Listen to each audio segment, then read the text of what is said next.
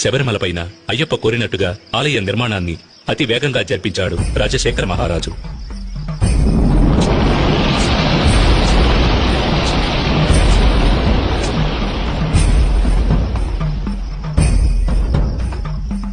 ఆ ఆలయంలో జీవిత తత్వాలను వివరించే విధంగా 18 మెట్లను కూడా ఏర్పరిచాడు.